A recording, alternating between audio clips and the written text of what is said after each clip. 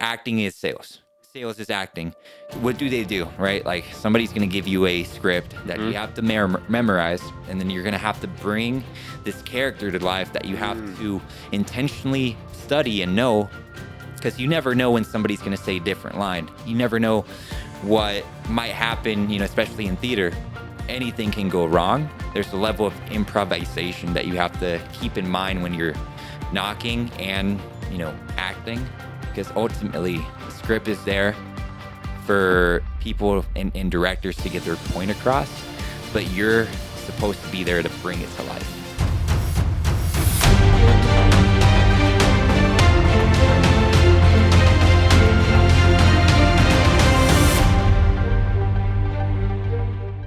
Thanks for having me, by the way. Of course.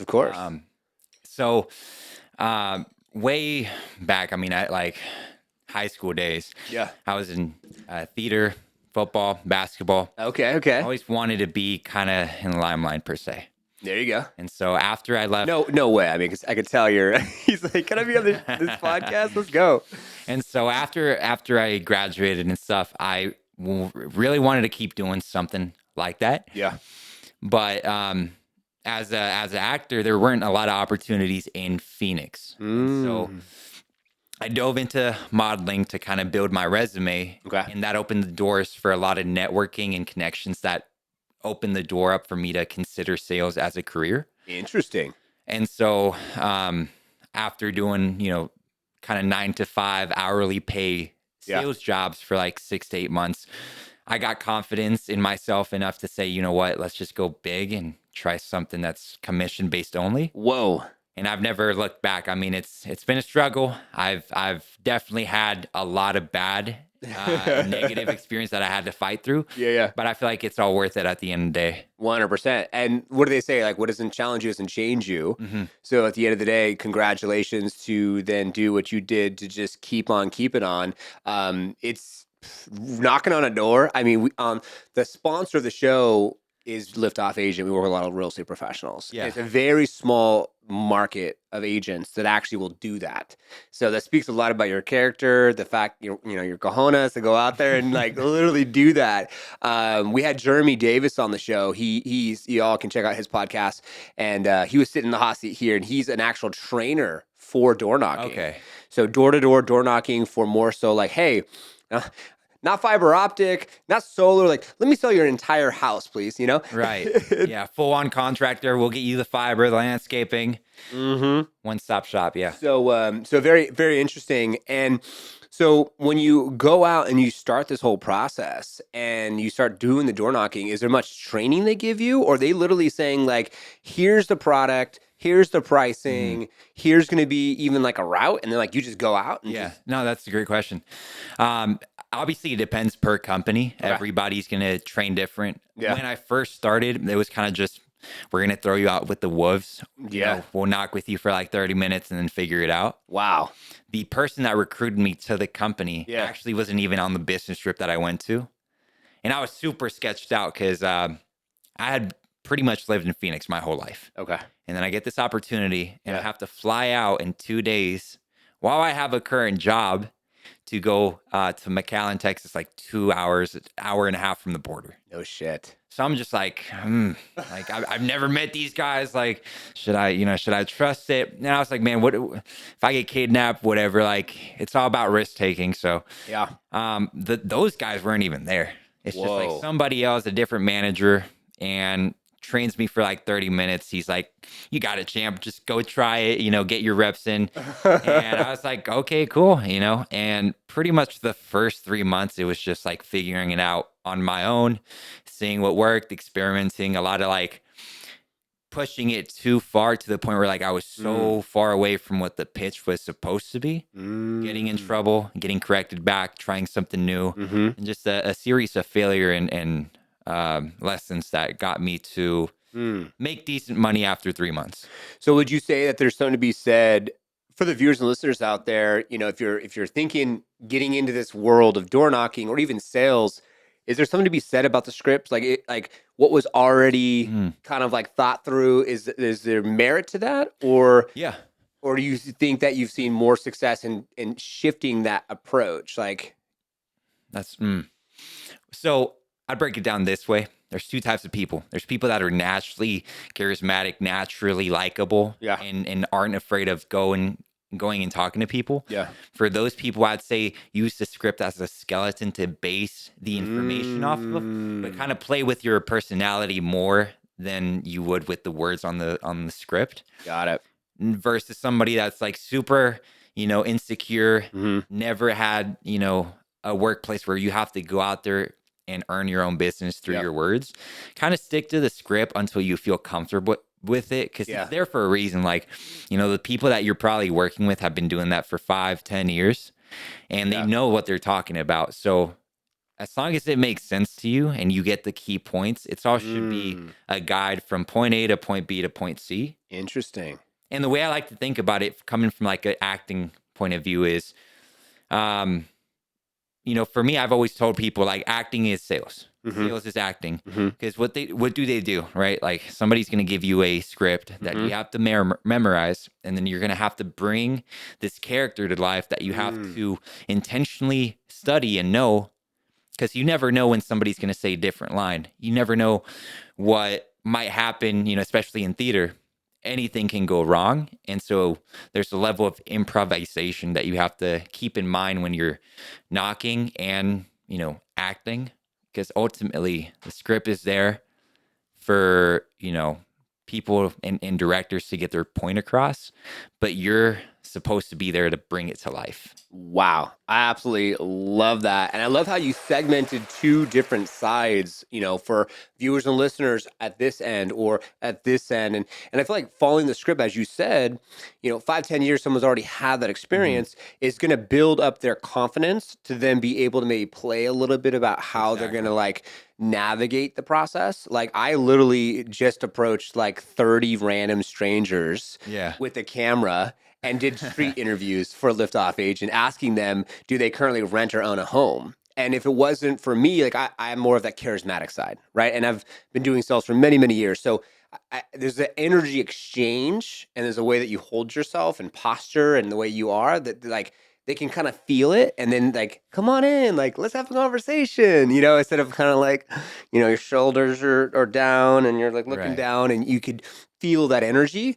So I appreciate you breaking those two down, because you never know who's viewing and listening right now and might want to like jump ship and say, hey, I'm going to go get into this world of business. And I'm curious, like what was said to go full commission, to fly to another state, to go door knock without any certainty to do this? Like, you know what I'm saying? Because it's one thing to say, like, here's your base, and like, we're going to give you a stipend for car rental and all this stuff. You had nothing. Yeah. So what was the catalyst? Man, so back then when I first got started, I was working at a car wash selling memberships. Okay. Purely, hourly, no commission. And I was really good at it. I was putting up like 60 to 80 accounts in memberships every month. Wow. And so I had like I remember this deja vu feeling like the day before I quit. Okay. Where I'm passing through cars, and we had just had this like automated system where like everybody that already had a membership, you couldn't really upsell, because they would just automatically scan in through a camera, move in. So there's no talking. And I kind of had this deja vu feeling of like, one, AI is going to take over this job, right? Like I'm not really important. A camera can just kind of point buttons and get you through the process. And two, like I knew if I stayed there longer, I was going to go up in the company, become a manager, district manager, and I would be looking at my life 10 years down the line, and I wouldn't be happy because I spent all this time and effort growing a company I didn't really care about. Ooh, right? That's powerful. So once that was established, it's so funny. It's crazy how I met this guy. I'm just like at my house, like normal t-shirt on. I'm on Omi TV, like the new modern version of Omegle. And I'm like talking to random people, and this guy with like a nice watch hops on. He's got two buddies. He's about my age. And I just ask him like, dude, what kind of watch is that? Talks to me. Oh, it's a Rolex, this and that. Cool. What do you do? And I mean, we talked for like 5-10 minutes on the the app. He's like, dude, like what are you doing next week? And this is Friday. He's talking about Monday. I'm like, I don't know, like work. And he's like, dude, you should really like come out and try this. I'm like, I don't know, like 2-day notice. It just seems so like out of the bloom. He's like, dude, don't worry about it. We'll talk later. He gives me his phone number. Okay. And so I call him the next day. We plan it out a little bit more. And then I'm like, well, fuck it. You know, he books my flight. That's kind of the agreement we had. And I literally told my manager, like, dude, my grandma just died. I need to go out of the state. And so I took off like 1 to 2 weeks, never came back. Wow. Dang. And so did he allude to or talk to you about like income producing activities? Like, oh, I'm making 10,000, 20,000, 30,000 a month. Obviously, was that a conversation too? Yeah. So that was the main kind of topic. It's like, you know, you have a young person in their mid 20s making this kind of money, and your parents, you know, my parents are, you know, still working construction, Okay. 9 to 5 jobs. So it just seems so unreal. And I knew that, you know, if there wasn't really a risk to putting money in, why not take it? What's the worst that can happen? Wow. So, dude, good for you, man. That's awesome. I mean, it's interesting too, because if you're listening and viewing out there's something to be said about the fact that he said, "Oh, we'll talk about it," and you called the next day. There are so many individuals, young individuals, where one of my dream cars was a Nissan GTR, and that's in the garage right now. nice. And I took a drive. It was like 3 weeks ago, and I'm downtown Gilbert, and I'm at the top of the parking garage, and I'll show you after the show and the cars and whatnot. And these guys come up to me and they're like, "Oh, this is so cool. Can I sit in it? Can I start it?" I'm like, "Yeah, sure, whatever." You know, same type of story with the watch thing. And they're like, "Man, how'd you do this? Tell me more. I want in." Liftoff Agent, right? So I said, scan the QR codes in the back of the wing of the car.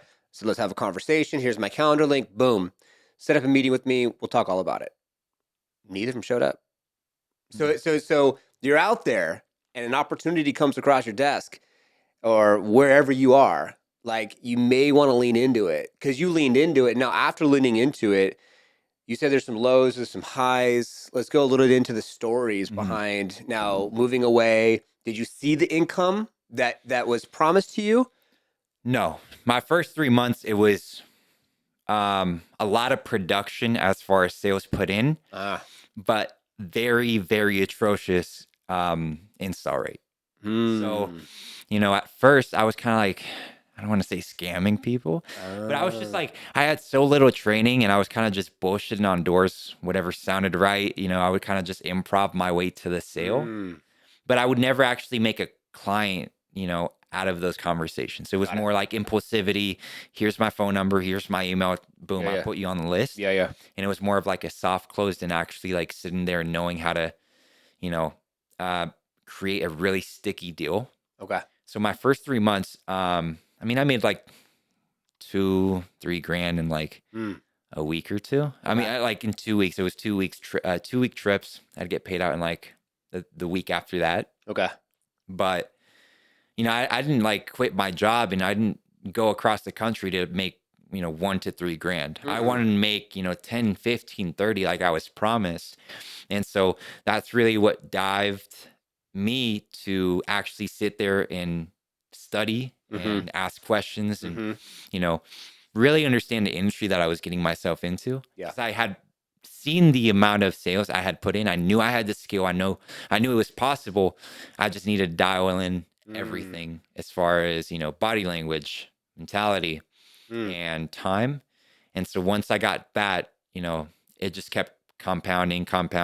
Made my first, you know, 4K a month, 5K a month, 8K a month, and then got to a point where like I was literally making 10 to 15 grand as a teenager. Wow. Yeah. Let's go. That's awesome. So then making that type of money, now you're back in Arizona. Was it like that money slowing down? Was it consistent? Like, As far as like the fiber industry? yeah, because you were making that site for a while, and then like, what was the catalyst for you to be like, hey, now we're coming back to Arizona because now you just moved back, right? Yeah. So I did sales, door-to-door sales for like 2 years. A big thing for me was like I was loyal to the company I was with. I was having success, but I knew like other companies paid more. I knew there were other industries out there, solar, pest control, security, and I just wanted to dive into everything to try to find like what was actually my niche, what did I actually enjoy. And so pretty much my first year was just a lot of bouncing around. Like I did 10 months straight of fiber, and then I kind of jumped from solar company to solar company, fiber company to fiber company, trying to find the best rates, trying to find the best leads. And um, that was really kind of the exciting part, because now I wasn't just taking orders and going here.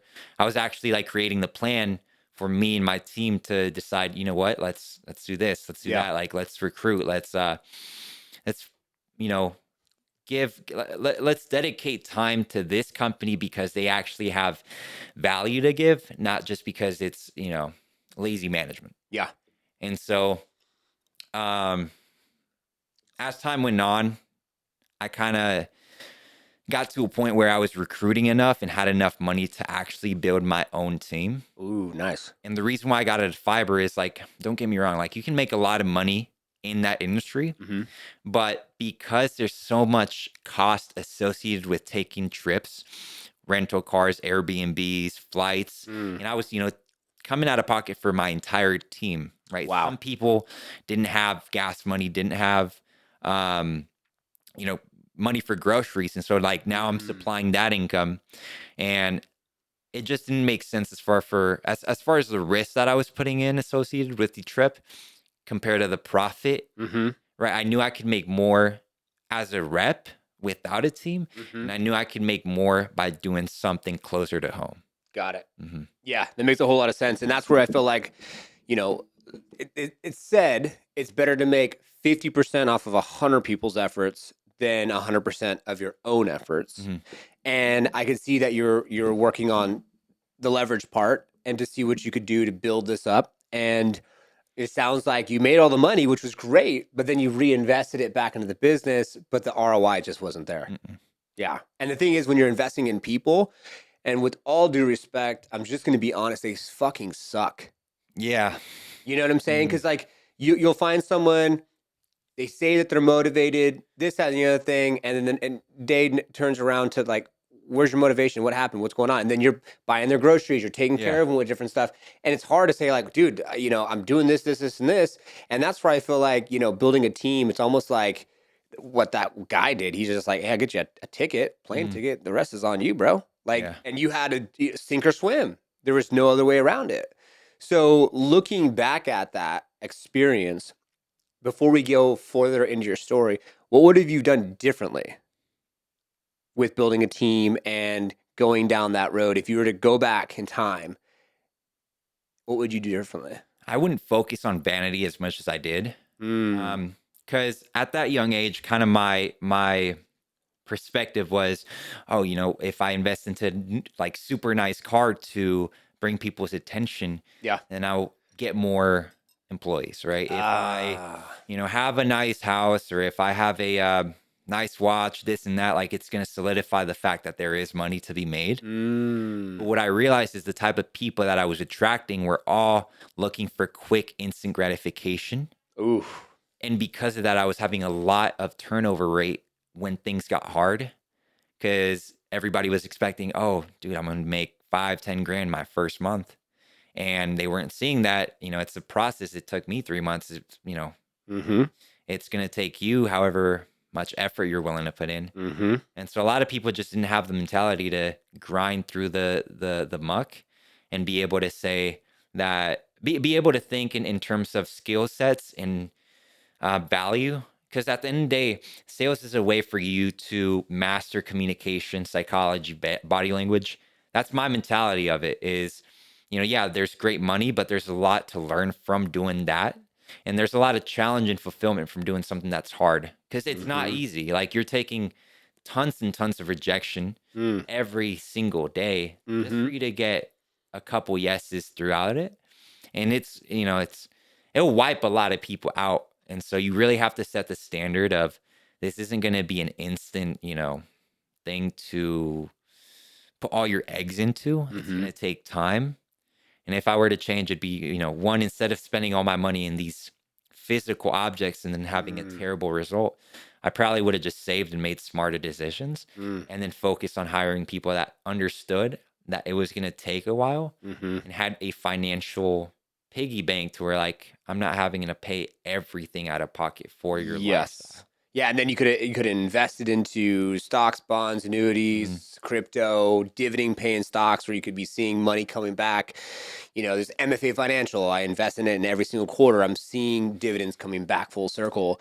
Yeah, I think that the vanity metrics, you hit the nail on the head. Mhm. And I hope y'all, if this is resonating, I'm sure it is, because I don't believe in coincidences. I believe everything happens for a reason. So if someone's watching this, you're watching this for a reason, and it makes a lot of sense in your world what you're talking about. And what I've learned is the vanity stuff, like the house, the cars, all that type of stuff, the watches, I have all that. And what I've learned is it's more so from a social media standpoint.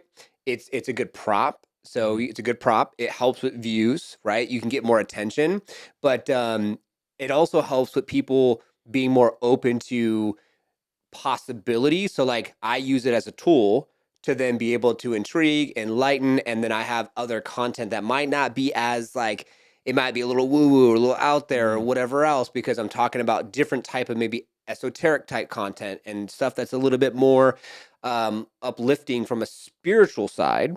But I'm using the physical of something like a nice watch or a car for them to be like, oh my God, how did this person do it? Yada, yada, yada, to potentially have a voice. But you went straight up like, let me use this as an attractor. Yeah. And that's cool to hear that story and get that contrast for my own personal, like just kind of evaluating.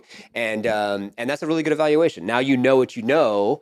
And talk about the school of hard knocks, dude. I mean, give that guy a shameless plug. He does interviews too. But for you to go through the process of what you did, Yeah. to spend that long time to like knock on those doors, finally make that money, and then boom, reinvest in these people, and then now you're almost feeling like what, starting all over again? Yeah. Yeah. I mean, at this point, my main focus with this, solar company that I'm building right now is getting a division started in Arizona. Okay. Um, there's two main things that I'm looking for. Is one, I'm all about people. Yeah. I'm all about investing into people. That's why I took a risk on Cosimo. Cosimo Canella is Mm, the person I'm working for. okay. It's because, yeah, it's cool to work for like Goldman's, Sinks, or whatever the name's called. Yeah, it's all It's good. cool to work for, EXP. Yeah. These are big names that obviously are going to carry value and rapport. Yeah. But at the end of the day, if you don't know who you're working with, Mm, you're at risk of a lot of things happening with getting, fucked over with pay, mm, getting, a bad reputation, mm-hmm. because at the end of the day, like, yeah, this company could have great reviews, this and that, but like the team you're working with just does terrible business. Mm, And so I'm focused on investing my time into people that I actually believe in, right? Both me as a employee for them and both me as a recruiter for them. I'm looking for people that match the same culture. mm, Because what I realized too is a lot of people, especially in an industry where you have to go out there and recruit for your company, a lot of people just try to get everybody on board, try to build a team as quick as possible. But the thing about that is, one, you're gonna have a culture that's all over the place. mm. Two, you're not gonna have like you're not gonna have control over your team and who you're bringing. And what I've learned is like that one person that has a bad attitude, bad demeanor, doesn't believe in it is a bad enough apple to ruin everything for everyone. 100%. 100%. And that's the thing too. It's like quality over quantity. And so our team, I got about just shy of 20 on staff, Liftoff Agent, almost 500 agents across the country. And Mhm. so shout out, thank you to our sponsor and our video editing team that's doing the production of the show. And it's interesting, like culture is such a big deal. And on top of that, going deeper instead of wider. So how do you have that meaningful, deep conversation with that person to show that you care, and not that you're just trying to get something from them or just another opportunity for you to be like, hey, buy now, Mhm. So it's always like value first, and then And then after you build value, build rapport, and go deeper, then it's like when there is that right time, it's like, hey, I don't know if this is for you, but check this out, Right. right? And there's a book called Exactly What to Say, and that's one of the words of 27 words to get someone to do anything that you want them to do. And very powerful book. But it's taken a long time in contrast, and I hear you loud and clear.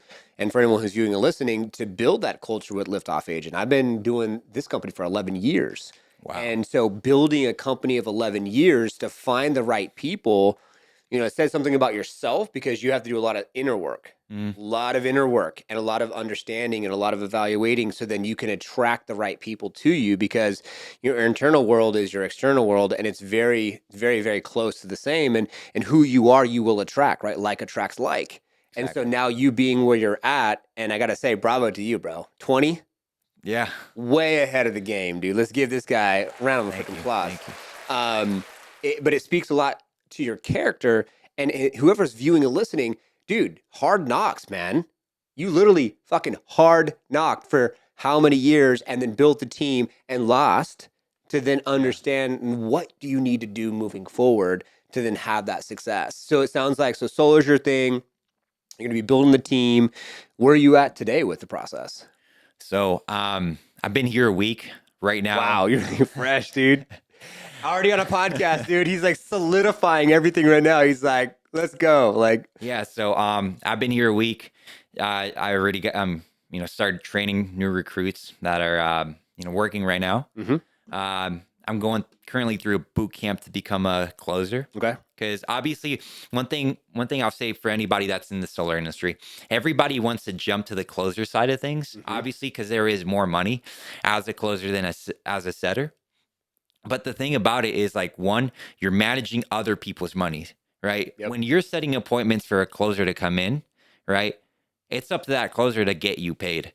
And so if Mm. you're, going off of ego and excitement and just wanting that instant, success, then yeah, I'm not saying like you're not going to close deals, but like if you didn't take that time to master it, then, instead of getting an install rate of 1 out of 3, now it's 1 out of 10, and you're messing with Mm. other people's paychecks because they're putting in their hard work. They deserve to see a reward for that.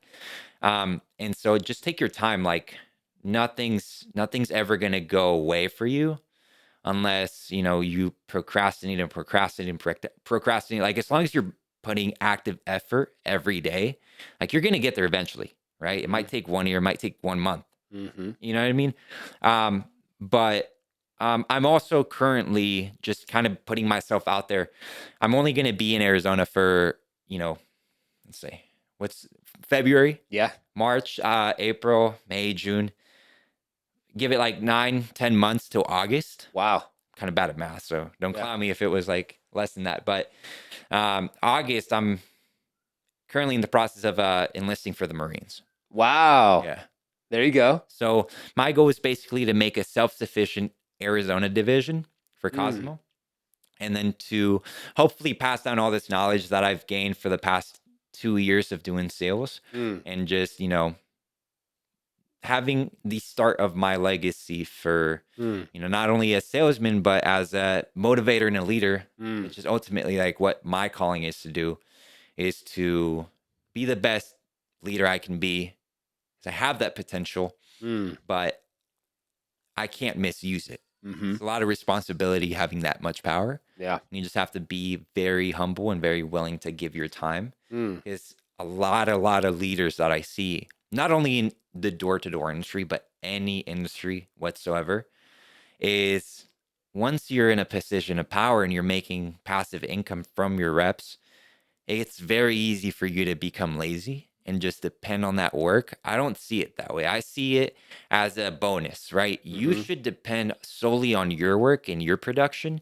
And if you're getting extra bonuses and extra pay from your team and your division or your company, then treat it as a bonus. Never depend on it for your income. And that's a Mm-hmm. mistake I made. Like, I'm Mm-hmm. not perfect. I bought a super nice car thinking that, that 1 month I made 20 grand is going to be, exactly how every month moving forward was going to make.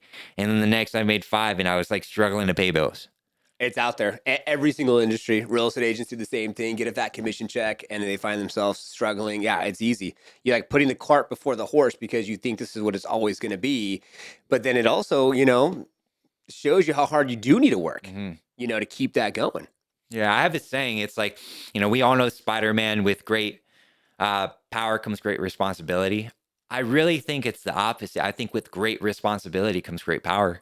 And if people thought Mm. about that more, I think we'd live in a better society. Oh my God, 100%, dude. And it's unfortunate that the powers that be, they don't actually see that. Mhm. They don't see that responsibility. They don't see that fact that they have a great responsibility because they have that power. And it's unfortunate because, they take it and they abuse it in so many different ways. And I'm sorry, like, I'm tired of being a test subject here, but that's for another show. But, I'm just curious. So, wow. So you're going to the Marines right now. Let's see where we're at currently. So we're in the beginning of February. So you said Right. you're leaving in October? August. August. So, geez. So you're literally, August is like 1, 2, 3, 4, 5 months away.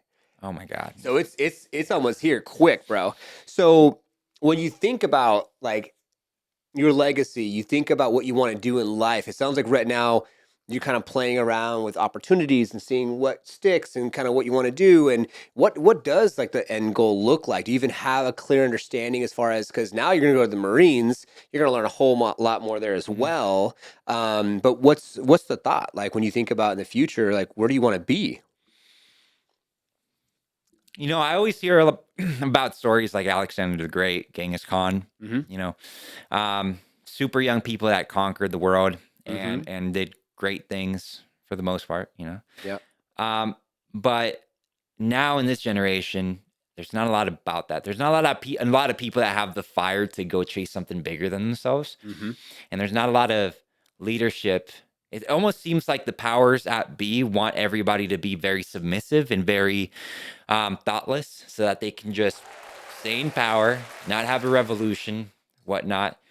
But I guess my ultimate legacy that I want to lead is, I don't just want money. I don't just want, the views and the respect just because I have a penthouse. I want to have respect from character. And the best way I can describe it is, you've seen American Sniper. Mm-hmm. Yeah. So there's a scene in that movie. Bradley Cooper's at the tire shop waiting for his car to get fixed.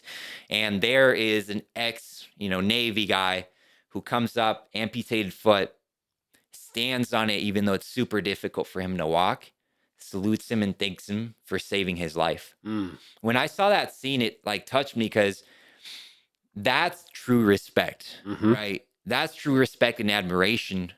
When people are willing to get out of their own comfort zone to say hi to you, Mm. right?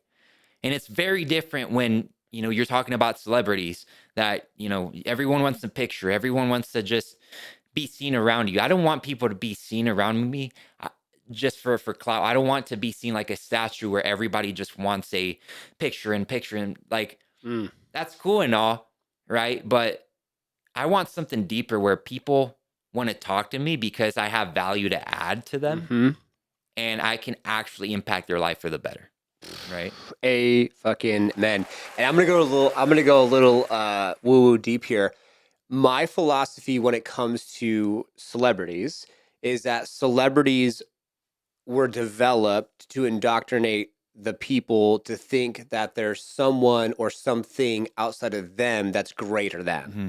So then when you see the celebrity and you get starstruck because they're on your favorite show or they're your favorite music artist or whatever the case may be, it makes you feel like, whoa, this person, I can't believe it. Can I get a picture and all the things? And then you post it on social and then your friends are like, oh, you got to meet Damon John or whoever it is and blah, blah. But at the end of the day, think about the fact that they put in the fucking reps and they were consistent with what they did to earn the respect to be where they're at.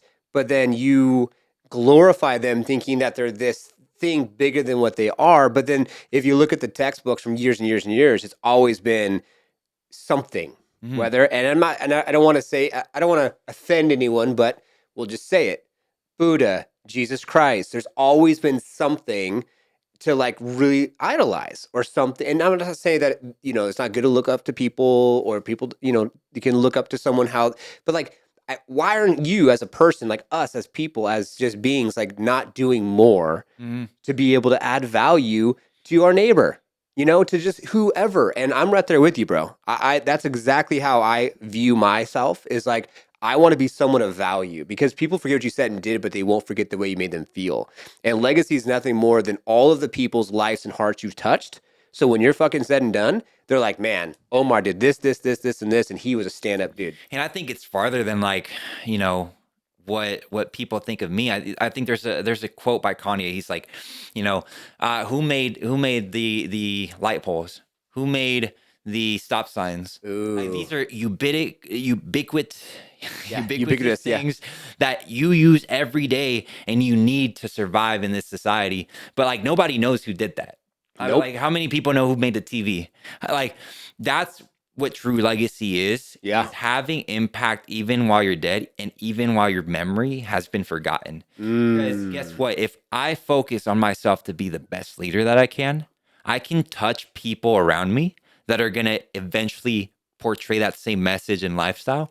And even when I die, that movement is going to keep on going past me and past them. Yep. And hopefully it extends from just character traits and it extends from, you know, actions, and it goes all the way into the physical where, you know, things start to create, things start to pop out of nowhere, like how we were living in the Renaissance era. Back then, everybody was creating stuff. People were thinking of airplanes, new scooters to ride, like a scuba car. Yeah. Right? Like, where did that all go? Now everybody's just doom scrolling, jerking off, like hoping that they get a paycheck to like just pay their bills and get by. And like people are fine with that. Like, I just don't get it. Like, how can you not have that fire to want more? Yep. And I think that's like ultimately what I want to leave is, you know, we can get into like the whole border talk and this and that, like countries, but ultimately, I think that if we all as a society, as a human society, partner together, right, we could be living in the stars. We could be creating massive, you know, kind of like Pacific Rim robots to defend Earth. We could be making huge like improvements to, you know, knowledge and science and technology. Yep. If everyone as a human race was on the same page that like, you're my brother, you're my sister, no matter what. And I have to take care of you, but I also have to advance our species. Because right now, everybody's so comfortable because we're at the top of the food chain. We are. Right? We're comfortable because there's no bears coming. There's no tigers. Nope. There's semi-peace, at least in America. Yep. But what happens when all that goes away? Yeah. Like, what happens if another, you know, stronger race? I mean, I don't know if I believe in aliens, but like, what if there is another life form out there that has the same mentality of like, I want to be the top dog. They come in and then they start treating us like cattle. Yeah. Right. Like, power is important as a species to stay up, because the moment you're done and you've given that power away, now like the same way we treat cows and the same way we turn, you know, snake skin into bags and we turn, you know, all these animal products into day-to-day use. Yeah. Who is to say that another species would do that with us? 100%. And to take it deeper, it's like, it sounds like one of your thoughts and visions for the future is that as a civilization, we come together and maybe there's different quadrants within the civilization that could be working on things that can better humanity as a whole. Yeah. Which is super powerful. And don't get me wrong, like, I think you can do whatever you want, but I think we're all encoded with something that we're good at. Yeah. You know? 100%. And so I think if people would just have the opportunity to invest into that instead of worrying about so many other things and trying to keep up with the Joneses. Yeah, like trying to, like, everybody wants to be a jack of all trades, but like, you know, why don't you just like master one thing? Yeah. Like, be at least a master of one thing, and then you can start like getting good at everything. And that's kind of like why I feel going into the Marines, because I don't want to say I'm the best salesman. I'm sure Alex Samosi has a ton of knowledge he can share, of course, besides me. But I just feel like I've kind of capped out as far as how much I can learn and how good I can become as a salesman. And Mm. now I just want to go into something completely different and challenge myself in a new, completely new way, Mm. not only in leadership, not only in, physical aspect, but just like mentality. Look at people, something like, look at people like David Goggins. Mm-hmm. Those are people that have broken what's real. They've Mm-hmm. pushed their body and their mental control over their physical control, Yep. that they can literally torture themselves on command. Yep. And like, I mean, read his books. That's like probably one Powerful. of the new age, like, Alexander the Greats. Like, so yeah, I mean, what do you have to add about that? Dude, that's amazing. No, I agree 100%. And that's where, so one thing that I'm working on currently is self mastery. And so, in the steps it takes to have self mastery, you have to go through process. And one of the processes is self evaluation. You got to look in the mirror and you got to find out what's broken. So, from the perspective, where's your mental, where's your physical, where's your spiritual, you got to take literally finger to the pulse and see where you're at. And then you could write down, what does it look like where you want to be? And then once you start tracking things like, okay, so if I want to be 180 pounds at 12% body fat, I need to get my Fitness Pal or a tracking app. And then I need to get like a wearable. So like, where's my steps going, calories in, calories out. And then you have to become to a point where you're like, okay, so this is what I need to do to get to this point. And as soon as you start tracking things, then you can start to get to a point where you can get to self-mastery, where I'm going through this process right now. There's a book called Becoming, I think it's called Becoming Supernatural, or no, it's called Access Super Consciousness, I believe it is. Okay. Very interesting philosophical book. I'm just going to put a disclaimer. It is very deep and it will challenge a lot of what you even think and you even know. And he says something about the fact that, like, when you think about thyself and you think about what do we really know, like really go deep into the thought process of what do we really know as a species. And he says nothing, because we're on this fucking rock in this universe in the middle of who knows fucking where. And I can give a name to you and me, and we know we're in Arizona and we're filming and all this type of stuff. And so he just talks about how if we know nothing, but then we give so much meaning to so much shit to overcomplicate things, why? Well, you could just be like, I don't know nothing, I don't care. Not from like, I don't care because I'm like depressed or anything like that. Just because I don't care, because I'm not going to allow anything outside of me to dictate the outcome of my emotional state of being. Mm-hmm. We let way too many external influences do that shit to us.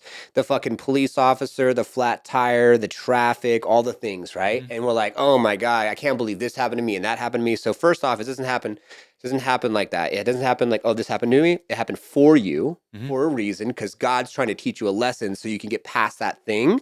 Because just like you, right? Like, you can go and knock on a door and it does not affect you like it did day one. It's a total different way of being. And so I'm working on self-mastery from a perspective of like, my daughter, she has her little tantrum tantrums. She's 7. We're working on some things. I used to have tantrum tantrums. And then my wife, she freaks out. She can't find her watch or her cell phone. So I got her the iWatch so she could ping it.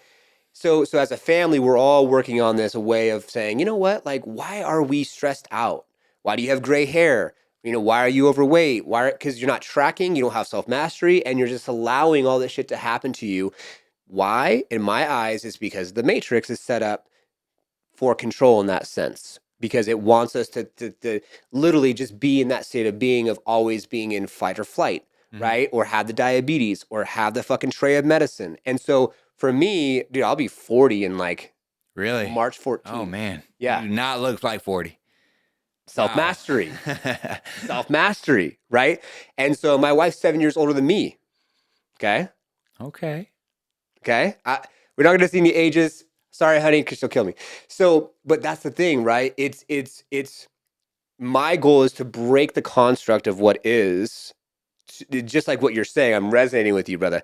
So we can be able to come to a different place of being, to be able to see things differently. Because you don't know what you don't know if you only know one thing in one way. And so this book and Becoming Supernatural, that's another book. And then getting to self-mastery, it's like, you don't need like David Goggins. Boom. He can literally self-torture himself, but now he doesn't give it the same meaning anymore because he's self-mastered. Mm-hmm. And there's always something that you can master, Oh like yeah. next.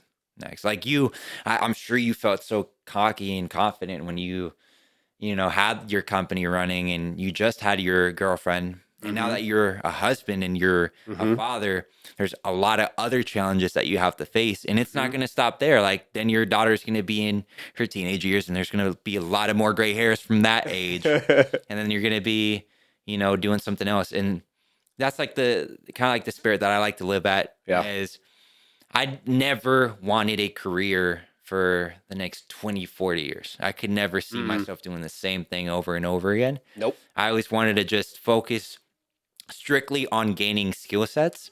And the Mm. moment I felt comfortable, that I was happy with the level I got on this skill set, I would move to something new. I love that. I love that. That's huge, right? You master the sales side. Now it's like you're going into a total different, like, talk about self discipline, Mhm. going to the Marines. Oh man, they're going to fucking whip Yeah. you into fucking shape like crazy as far as self discipline is concerned. But it's cool because eventually you'll get to a point, and just like, you get to a point where all the things that had to happen in your life and my life, or the people that are watching, Mhm. had to happen the way it happened for us to be at this point.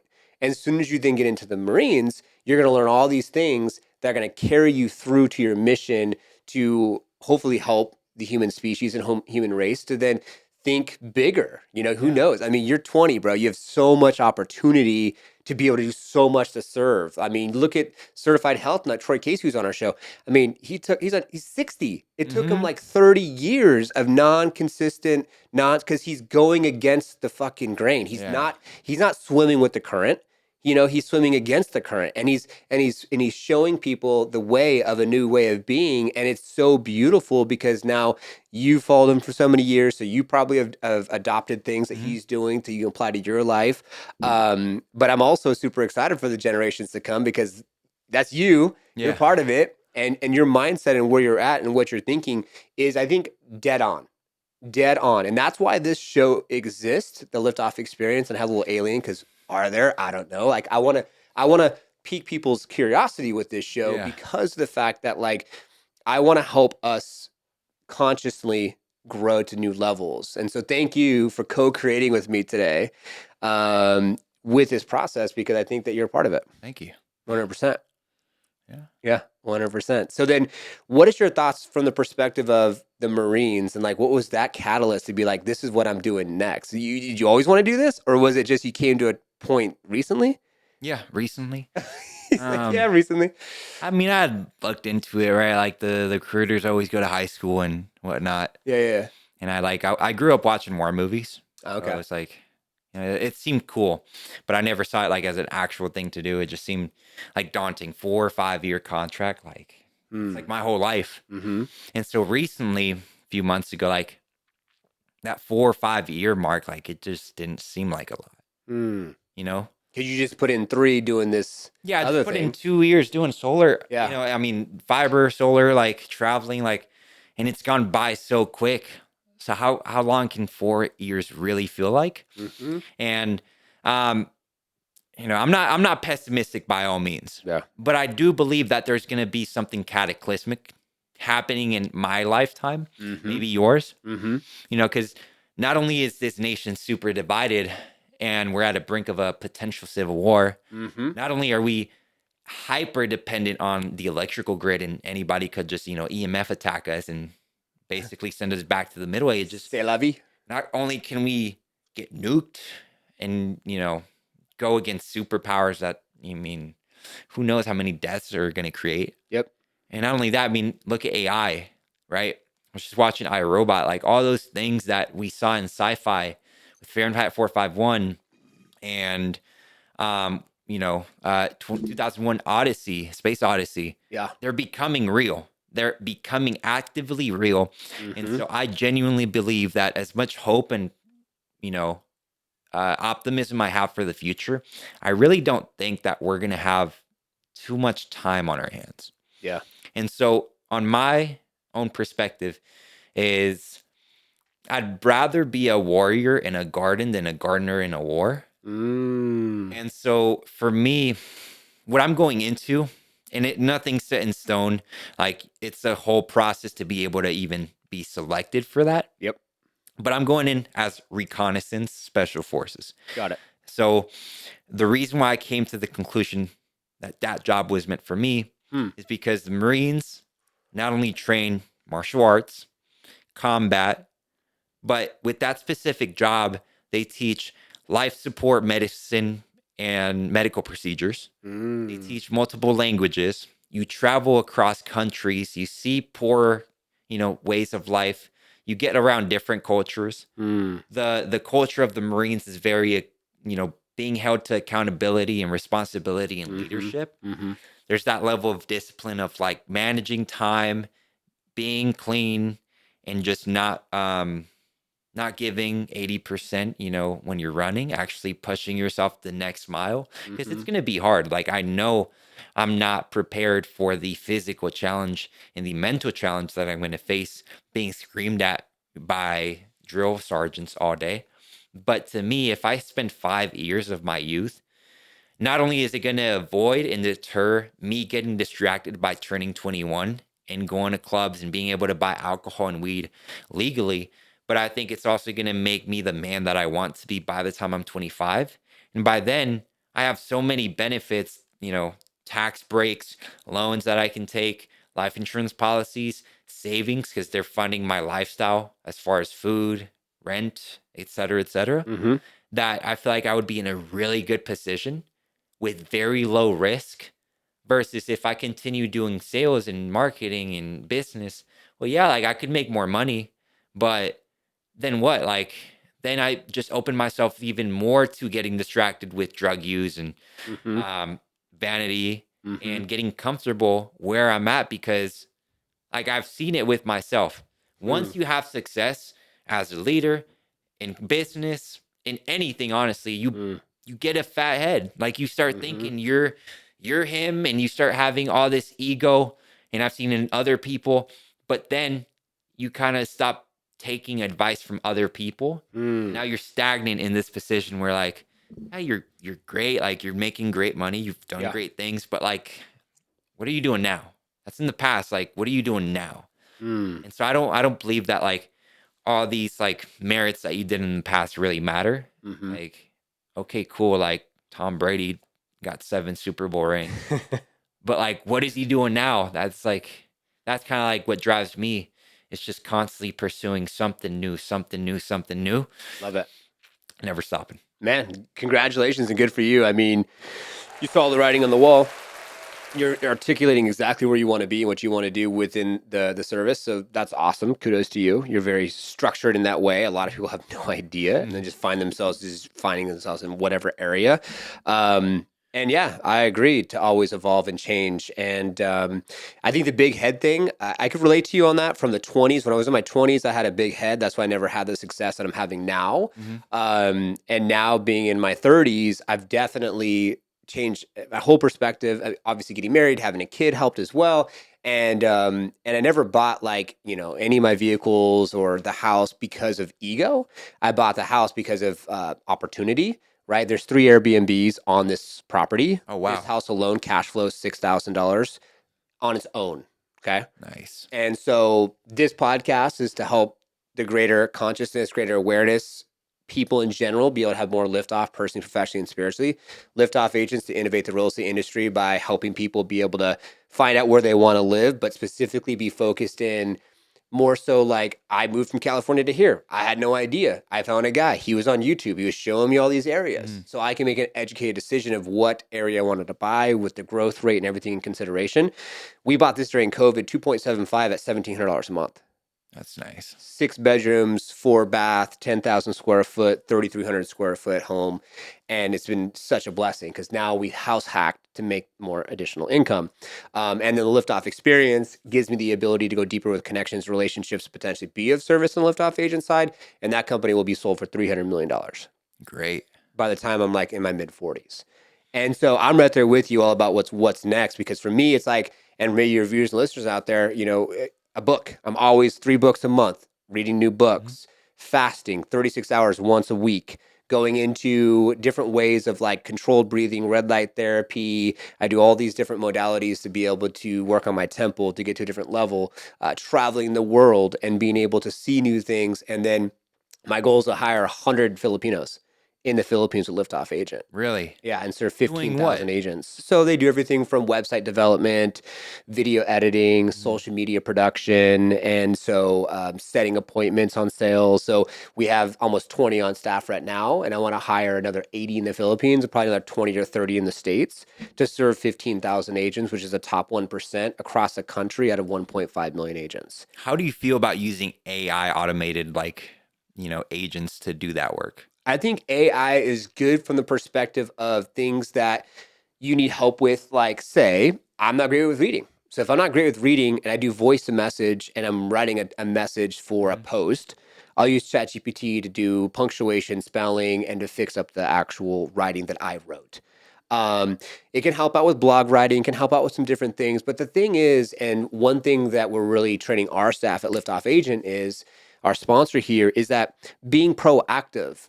AI can't be proactive like a human being can. So Mm. if you could have a human being that could be proactive, that knows how to build a relationship or knows how to connect emotionally with something they're looking at, like a post online, to be able to say, hey, I think you're going to be a good fit for a podcast. Or, Yeah. hey, I think you are doing a great job in the lane that you're in, and you're doing a lot of content to serve your database, your client set.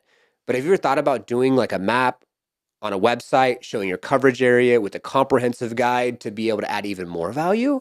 So AI can't really distinguish those type of things, but AI can help you out with script writing, can help you out with development, designing, what a thumbnail should look like, and things of that nature. So there is a place for it.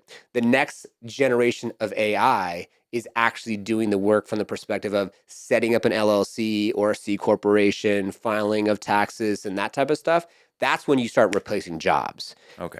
Because say, for instance, as an example, I had a podcast guest that was on Real Estate First Technology, and he came into, I would say, we're just going to put it out there. I want to say it was like Bank of America. And Bank of America, way back when, used to do everything like on a ledger, and they had to write everything out. They had to double and triple check the math. Well, guess what? Basically, Excel sheet is. Excel is basically like an AI. It's a program, and instead of an AI thinking for itself or doing tasks, it's a program. So it's Mhm. like if this, then that. And so he introduced it to the LOs, loan officers, for we're talking about origination for like buying a home. Right. And so basically, he was just like the branch manager, or whoever it was at corporate, was just like double checking the Excel sheet, and the guy was just like, "You don't have to double check this. Like this is guaranteed proof every single time it works. The numbers are going to be correct. You don't have to think about it." So whatever humans are going to make mistakes on, I think AI is good to help with fixing mistakes like spelling, like punctuation, like mathematical equations that maybe like are redundant type tasks. But if it's not redundant and it's something that's like human to human, you know, Mhm. door to door, AI is not replacing that. You know what I'm Yeah. saying?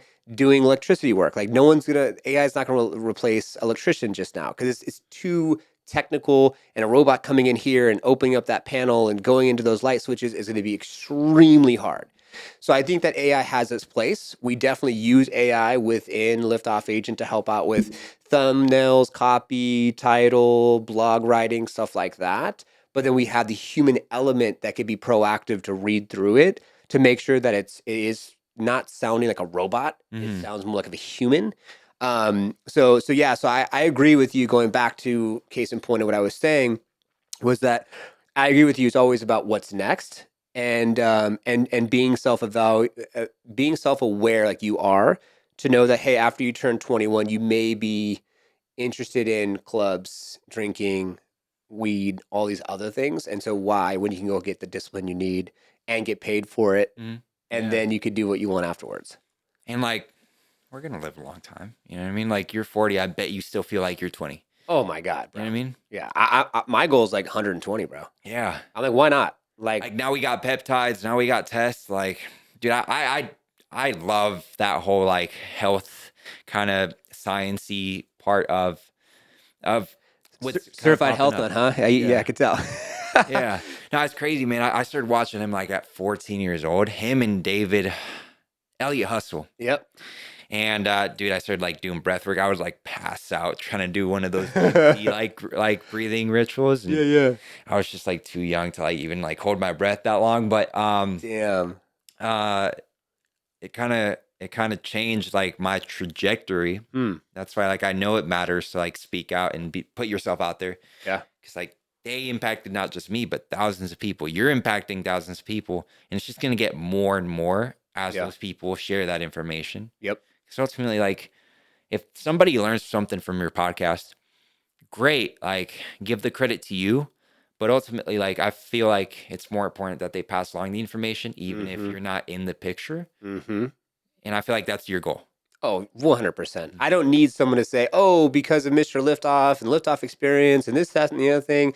Like, no, it's the greatest form of flattery is someone taking something that you've developed and then making it their own and just changing it a little bit and just doing whatever. Because when you think about it, like the separation, like we are all in our own like cars and we all have our own names and our own phones and our own families and our own all the things. And like you said earlier, like there's something to be said about saying like, hey, love thy neighbor. Like you're my brother, whether we had the same mother or sister or brother, who cares? Like we're same mother and father. We're still we're a child of God. Yeah. You know what I'm saying? So like as a child of God, and if I look at, Jesus Christ, God, whatever you will, angels, I mean, you call it what you will, it's like it's my responsibility to leave this world just that much better than the way that I found it. And the one thing that I love living by is show it for others the way you wish someone would show it for you. You know what I'm saying? Yeah. And so I don't ever say because I have a certain amount of money or status or views or fucking whatever, I never say that that's going to be a determining factor of why I talk with you. And there's so many people out there that will say like ageism. I used to get that shit all the time because of how old I was. So I get like a lower level of respect. And then not until like my 30s, now like my late 30s, have I been really feeling like respect, if you wish. And I don't even care, but it's just a different level of awareness people have of me. And they just they look at me differently than I was when I was in my 20s. And the thing that I want everyone to understand here is that age is just going to be a wall that people put up to think that like, oh, because Omar's 20, what does he know? Well, shit, you obviously know quite a bit, and you've done more self-realization and understanding self to get closer to mastery than people out there that are 50, 60, 70, 100 years old. You know what I'm saying? My father-in-law was talking about a YouTube video of a 96-year-old saying all the shit he regretted on his YouTube video. Not being there for his kids and always just working and thinking that he's going to get to the next income level, is going to make some different change or whatever else. You know what he said in the video? He said, now I'm wondering who's even going to be at my fucking funeral. Yeah. Who wants that? Nobody. Nobody. You know what I mean? So kudos to you for doing what you're doing to then even have the cojones to even like reach out to me to get on this show, to come to my personal residence. You're hanging out with my wife for a little while because I was running behind filming, and I can see that you're going to go super far. And I would love for this show to be the catalyst. So when you look back in 10, 15, 20 years, you'll be like, holy shit, look where I was and look where I'm at now. Yeah. You know what I'm saying? And how much you've evolved and changed.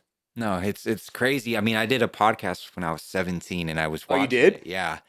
I did it with Go Get RJ. Okay. Okay. Yeah, he manages and runs a production company for film. Nice.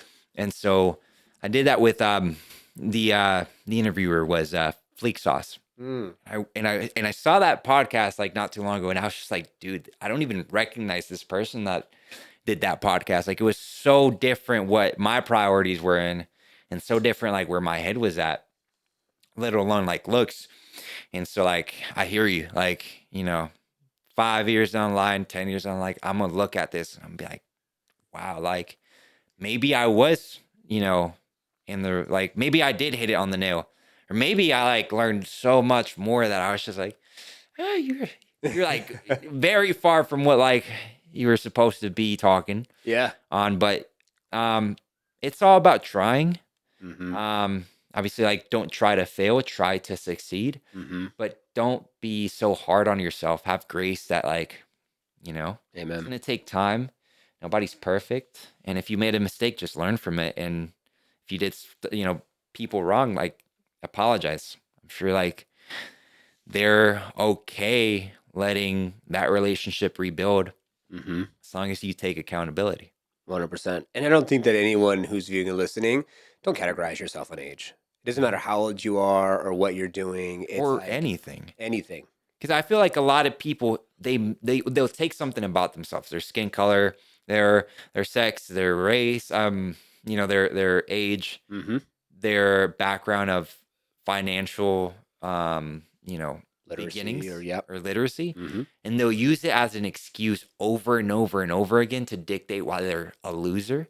But at the end of the day, if there is something that is real, like if let's say I am being discriminated just because I'm Hispanic, Yep. well, like I'd rather just act like it's not real, because it's just gonna, like, if I can't do anything about it, why even worry about it? Like, let them worry about it. I'm gonna keep living my life, and if something happens with that, like, okay, so what? Like, Exactly. And that's self mastery. That's mastering the art of self. You take on that stress because you have some ideologies and some thoughts and some emotions behind race. Cool. But on my side, like, hope you have a good day. You know what Yeah. I'm saying? Like, whatever. You know what I'm saying? And you can look at them. You know, it's interesting if you go deeper into the psychology of health Mm-hmm. and you think about the issues. Well, the issues are in the tissues. And if you obviously follow certified health nut Troy Casey, and if you've done any type of breath work, ayahuasca, or just internal self like evaluation, and if you've done any internal work, you know that, like, oh my God, if you have a lump in your throat, or you have stomach issues or certain things, it's because that's where you're holding the energy of the stress that you Mm-hmm. gave to the meaning of racism. Yeah. And it's like, what the like, why? Like, I was diagnosed with colitis, large intestine inflammation, medication for the rest of my life because I was holding the stress in my stomach and my lower intestines Wow. when I started business. And I was diagnosed with a learning disability. I had tubes in my ears. I was held back in third grade. I had all these things that came up for me. And I had to work through these things of feeling less than and all the things that you want to name it, to get to a point where, like, after I was diagnosed at like probably 23, 24, a little older than you, and they had to do a colonoscopy, camera up the fucking ass, the whole Mm-hmm. 9 yards. Like, I'm not even in my 50s yet. What is going on here? You know? And so now, then, knowing what the problem was, I just said, I have to make a change. I have to start meditating. I need to start eating better. I need to start and stop stressing over anything I can't control right this second. And I reversed it, and I've been in remission, and I've hadn't had any Heck yeah. issues. Nothing. Do you? I'm curious. Do you watch Andrew Huberman? Sounds familiar. Andrew. He's like a scientist from Stanford, and he Okay. makes podcasts with like health related concept at a very scientifically based Ooh, level. I like that. And so he's like very, at least what I watch is the science behind like mastering bodybuilding, Mm-hmm. not just like taking what Arnold said, and all these bodybuilders that like were juicing. Yep. He actually breaks it down like molecularly, and Mm. I feel like you must have like taken some inspiration from. I've probably seen them. I guess that's the thing. Like, when you think about like conversations that we're having, Mhm. like, all this data, all this knowledge, all this information is just coming from a different source that someone said at some point in some time. But yeah, 100% believe that there's so much more you could do, and we're so much more powerful than we Mhm. possibly can imagine. Where I saw a study, and they had two subjects, and one subject went through the process of lifting, we'll say, like, curls, and they're curling, right? And the other subject, like, and it was like a good amount of weight, and the other subject did like sublibo, almost like a lightweight, but then like put more of like thought and emotion, because, like, they say, like, where attention goes, energy flows. Like Napoleon Hill, Think and Grow Rich, like, whatever the mind can't conceive, believe, Mhm. and feel, it can achieve. Yeah. And so the case on the weights versus the case with the sublimo, and just like doing the actual exercise and feeling the actual muscle contract and expand, and just imagining it getting stronger, it was actually equal, if not greater, for the one that just focused on. And that's the thing, you go into the gym and you're thinking you're going to go do something, and then I see people and I want to go up to them and say some shit because they're like sitting there and they're on their phone. And that one thing that I want to ask them when they're on their phone like this and they're doing their shit, I just want to say, is what is on your phone helping you with your workout right now? Is there an app that you're checking for your next rep?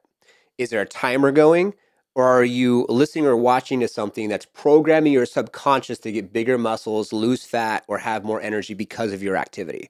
People don't understand, and I want to go a little bit into a segment of being intentional, that if you are intentional with every single thing you do, as an example, you're going to get in the car, you're going to drive to the store, and you say, try this, try this. All right, I'm getting in the car, I'm going to drive to the store. The drive is going to be amazing. It's going to be an amazing drive. My favorite songs are going to come on. When I get to the store, I'm going to have a parking spot. It's going to be in the front, and someone's going to pull out, and I'm going to pull right in, and it's going to be like a miracle. I'm going to go through the grocery store. I'm going to go shopping. And then when I get in line, literally, I'm going to be like right there and I'm going to get in and out super quick. And I'm going to use my club card and I'm going to see more savings than I've ever seen on my grocery bill. No one does that. And that's when you gamify life, getting to a point where you set so much positive intention as far as what you do. It's like setting up a vision board and imagining what it would feel like and what would the experience be to have the bigger muscles, have the nicer house, get the dream car. Just like for you, you're going to go into the Marines.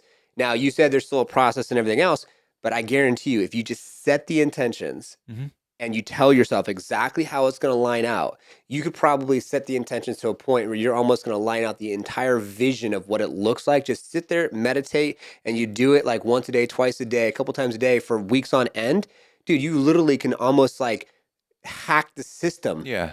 You know what I'm saying? It's almost like you can't worry about the how, you have to worry about the who or what. Yeah. I'll give you an example. Like if I want to make $1 million, instead of worrying so much about how I'm going to get there, think about who am I at, $1 million in my pocket? Like, how do I drink water? What kind of food do I eat? What kind of car do I drive? Once you have everything dialed, how I talk to people, am I early? Am I late on time? Like what setup of equipment do I use? Like once you have that vision so crystal clear, then it's gonna reverse engineer itself. Oof. Like that. 100%. And that's the exercise. Whoever's viewing and listening, try it for yourself. Just try it. And I can say that even for myself, I could do a better job with going through that process. I'm not perfect. And I feel that because I kind of live in the fast lane, as you can kind of tell. I was a little behind on our schedule today, so sorry. And when you go through that process and you set those intentions, it's like there's a quote, and I have it on the fridge, and it says, "I believe something wonderful is going to happen for me today." And you just say it to yourself every single day, and then so many things happen that are so wonderful you can't even name them all. I'm gonna try that. I haven't even done that myself. Right? So yeah. Just try it out and see what happens, because it's little things like that that I think that can make such a big difference in our process of just living life. Because I feel that a quick story for anyone who's watching that knows games, GTA 5, Grand Theft Auto. I used to play that game all the time. And my friend, I love this story. He was online playing together and he got connected with this other dude who was online who did some hack. And the next thing you know, he had millions of dollars. And if you play Grand Theft Auto, you could then buy penthouses, cars, tattoos, clothes, all this shit. And so he worked at the court. He was just a clerk and he's a good dude. And we used to hang out. And I used to be a fucking stoner. So I used to go and like smoke weed with them, hang out, whatever, right? Just keeping it real. And then on the other side, I was growing my business, working on business for myself. And then I met my now wife, met her off Instagram, slid in the DMs. We were just friends at the time. And I just thought to myself, like, he has all this money and I can't even keep up with him anymore. I don't have the cool cars, the penthouse, all the stuff that he has. I can't buy the same thing. So I just kind of like lost interest. I'm like, if I'm real life doing the things that he wishes he could do, maybe not because he's just doing what he's doing as a clerk over at the courthouse, then I'm going to get off this game and I'm going to continue my life and what I'm doing in real life. And he never showed up to my wife and I's wedding and we don't talk anymore. And, we went in different directions because, dude, why not gamify life? Why not have fun? Yeah. And just like it's like real life video game. You wanted to be on a podcast today, so we're on a podcast today. Yeah. You know what I'm saying? Like on a Friday, fucking chilling, like having some matcha, thanks to my wife It and was so good. It tastes like white chocolate. Like it was so good. dude, she's been perfecting that shit for such a long time. And her goal, and she's been on the podcast show if you want to check her out, and redsnt.com, shameless plug. She she wants to innovate this whole sugary fucking industry, the soda and the garbage. She was on stage 5 times for bodybuilding. And so she's Wow. come up with sweet organic tea blends, Mhm. whether it's mom's apple pie, chocolate hazelnut pu'er. She has s'mores blend, and then she has her matcha flight, which she's working on right now, strawberry, and she already has pineapple. She already has vanilla, which you tried, like the white chocolate you were feeling like, and then she does seasonal pumpkin. So she has all these things that she wants to do because when she had the sweet tooth and she couldn't eat sugar because she's about to get on stage, she did and had her tea. Yeah. And so that's her goal and her mission is to put a dent in that industry so you can still indulge and have something delicious without the calories and the fat and all the crap. Yeah. No, that's great because Starbucks is not doing us a favor Oh on my that. God. No, they're terrible. Don't even get her started, man, because they're pushing matcha hella hard right now. And the one thing that y'all don't know that I'll put out there for her is that once you start putting actual regular milk within the matcha, the synergetic effect changes and you don't get the same health benefits Mm. and it goes from plus to negative.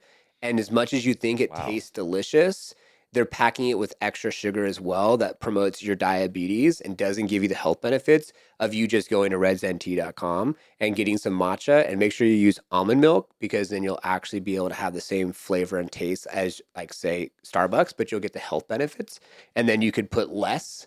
So then you can actually look at the label and see what the serving size is and how much sugar you're getting. And if you track yourself because you want to be self-aware and maybe self-mastery one day, then you could know like, okay, I can only have this much sugar per day. And like that's what I do with all my shit. Carbs, Yeah. fat, protein, how much can I have per day? Very calculated from that perspective. My kind of fly is I drink energy drinks like it's, water. There you go. And so honestly, a cool idea maybe you guys could try is like implementing nootropics into the matcha, like adding Ooh. lion's mane mushroom into it, or like a flavorless, ashwagandha powder or whatnot, and then kind of making a blend where like you take the matcha, it tastes good, it's good for you, but you also like can, get super locked in whether you're doing work, or you could put beta adenine and make it for the gym. I'm just saying like This guy's couple ideas, but This guy's pulling out some health nut fucking. He knows. That's awesome, dude. No, I think that there's you're seeing it right now more than ever in so many industries, right? So many industries are starting to shift as far as, and you guys and gals watching and viewing might see it too. Like we had a guest on and she was all about labels and she was talking about the labels and what's in everything. And more people are becoming aware of labels and they're becoming more aware of what they're putting in their body. And they're thinking to themselves, is this something because that's the thing, is this something that's going to serve you? If it's not going to serve you, then why are you putting it into your body? Because I feel like everything that comes into our body should just be something that's going to help us better ourselves. And it's okay every once in a while to have an energy drink or have some fucking soda or have some pizza or whatever else because, we're here to experience and enjoy shit too. And, that's fine, everything in moderation, but 90%, like they say, 80-20. 80% is nutrition, 20% is the gym. So 80% nutrition, eat good, be mindful, and 20% like cool weekend Sunday. You want to have some, whatever it is. Pick your poison. Then you can go have that cinnamon roll and ice cream. yeah. You know what I'm saying? Yeah. Balance it out. Just know like what you like. You know what I mean? Yeah. Like, I won't share my vices because I'm underage, but I try to stay away from it and keep it as a reward. Right. Ooh, I love that. Mhm. Honestly, we could talk a second on that. Like the reward system, I think is so underutilized. And one thing that I like to do is treat myself with going. So I basically, we're still going to be growing the sales department at Liftoff. That's not something that we've really pushed for because there's a lot of back end things that are happening. Plus, I want to find the right person who's going to be closing because that person or that girl or guy needs to have the same passion and level of respect for the company, Mhm. for our staff, and for the person that they're meeting. And so what I do is like when something closes, like let's see really quick, I'm gonna just go in and see. Okay, cool. So we just sitting here with you, we just closed one, $3,400 just came Nice. through, Heck yeah. and $200 a month. So there you go. Let's go. So now seeing that closing, it gives me the feeling of like, okay, I earned that. Mhm. Now, hey girls, what do you want to go to dinner? You want sushi?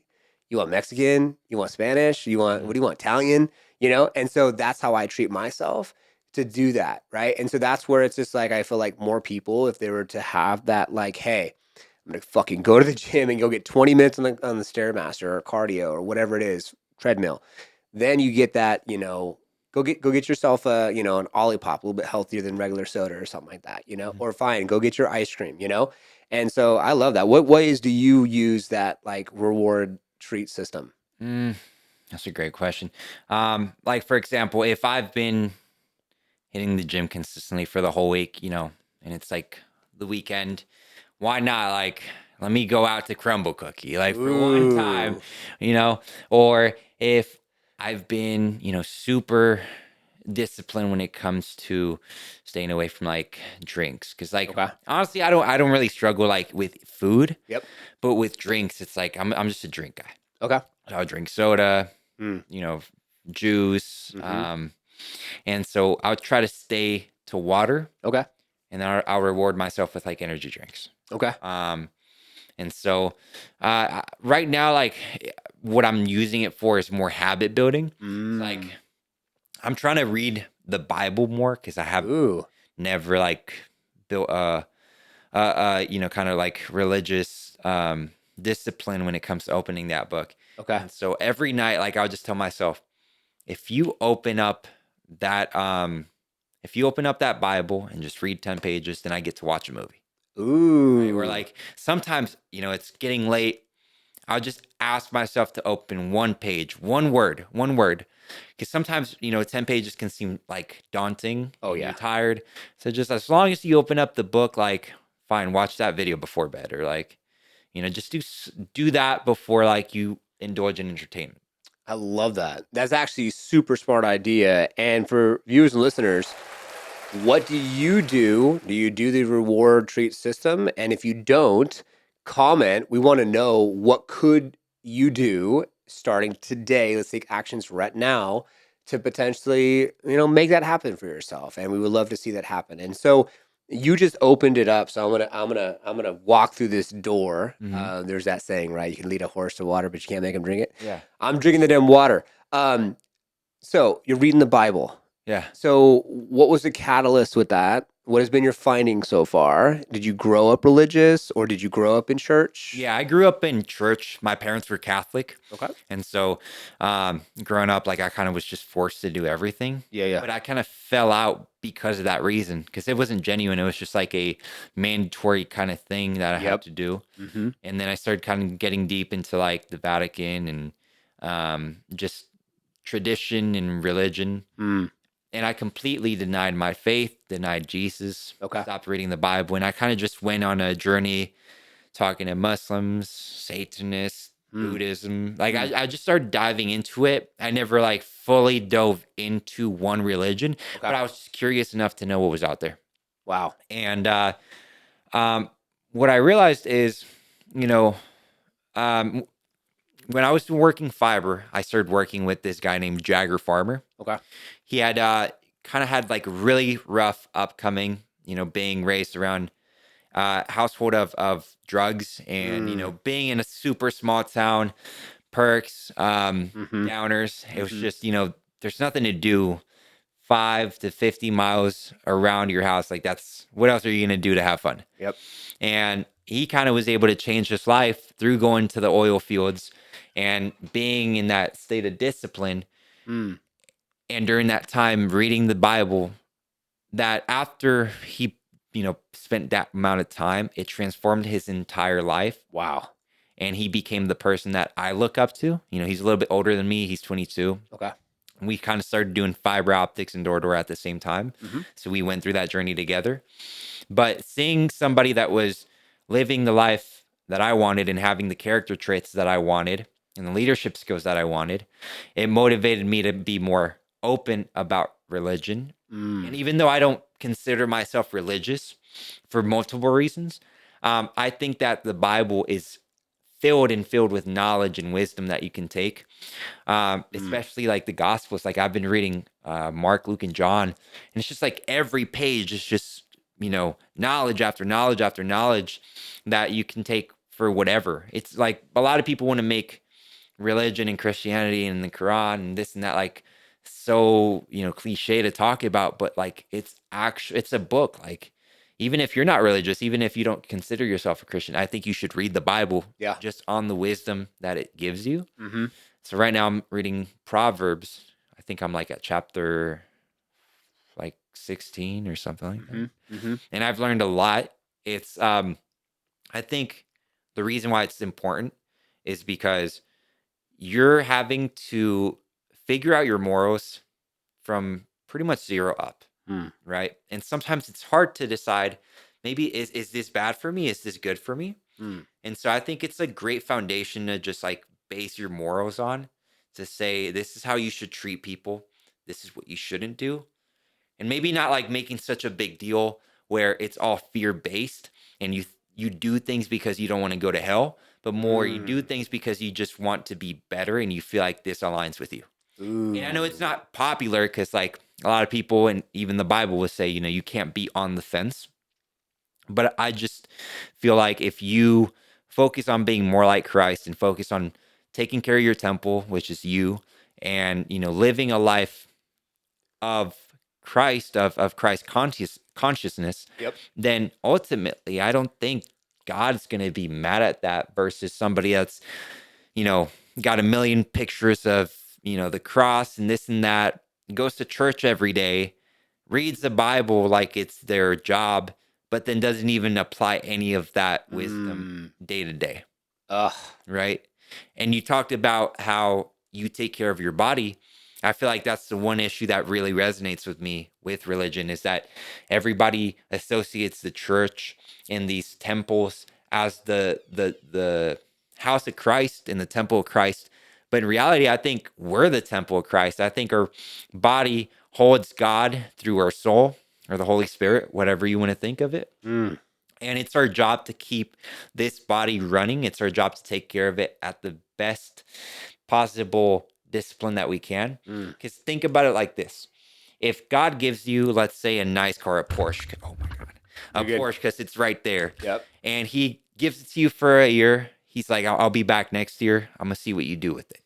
And you beat it up. You don't wash it. You don't take care of it. It's got like 3 different things wrong with it by the end of the year. Check engine light on.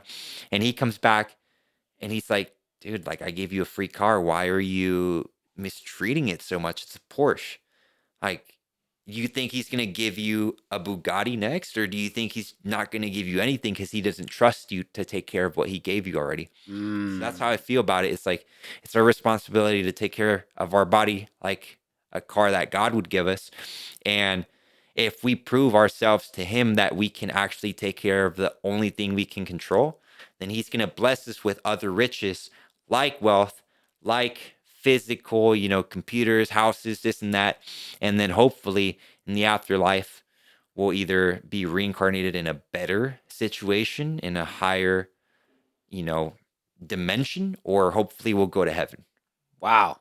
Dude, I love the way that you broke that down, and you're coming from the perspective of like self and then evaluating and then putting some parameters around what makes sense for you, instead of, and if this is you, God bless, and I respect it, and others that read everything and specifically think they're going to hell because this, that, or the other.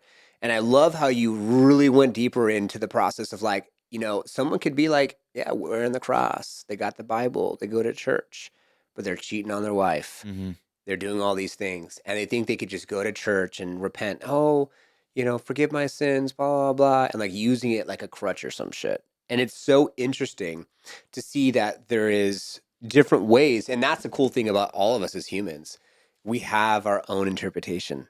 Mm-hmm. You and I, like remember when you're kids and they put you in a circle and the one person starts and says something to person A, goes all the way around to person Z, Yeah. and the story's completely different. That's exactly how it is, I feel like, with our interpretation. Yeah. We could read whatever's in the Bible, and like I like how you used it as like a structure and as a way to help you navigate life as it is. And there's a lot of people out there that will, read it exactly how it is, or they'll take it exactly how it is, or they'll just totally take advantage. So thank you so much for giving some context on that. And when you think about the different types of religions, spirituality, call it what you wish, because you said you checked out and asked and been around Mm-hmm. different people and different religions. Is there any commonalities? Have you seen anything that kind of like connects? Jesus. Right? Honestly. Yeah, the Quran respects Jesus and honors him as a prophet. Buddhism, considers him a great, teacher as well. Hmm. Um, Christ holds him up to that God like, character. Hmm. And then just history, right? Like, for example, the Noah's flood, Huh. right? A lot of people believe it just because it's in the Bible, and they try to, when somebody will ask, like, what's your evidence on that being real? Why is it not taken figuratively? Yeah. They'll have nothing to say because they don't know anything outside of the Bible. But if you actually sit there and read other religions, you'll realize like it's a parallel that every religion has, even Greek mythology. Hmm. And so if not just the Bible, but all these other religions talk about a massive flood, and historically we've had cataclysmic events. Well, maybe it's real, maybe it's truth, right? There's other far-fetched ideas like angels and like Hmm. giants, Mm-hmm. right? Sure, giants seem like this sci-fi, like unrealistic thing to believe in, Mm-hmm. but if so many different cultures and religions talk about these giant beings that Mm-hmm. look and resemble like humans, well, maybe like they're real, 100%. And you I, know? I could imagine with great responsibility, there's guidelines and things that we need to stay in line with, I feel like. And I feel like sometimes as a human species, like we talked about earlier, like in your life, potentially my life, we could be seeing something that could be cosmopolitan. It could be like a huge, who knows? And I feel like there's something to be said about, you could almost just call it like the great reset, Mm-hmm. and it's You've looked into Terrantaria? not too much. Okay. Yeah, continue. Sorry. No, you're good. Tell me more.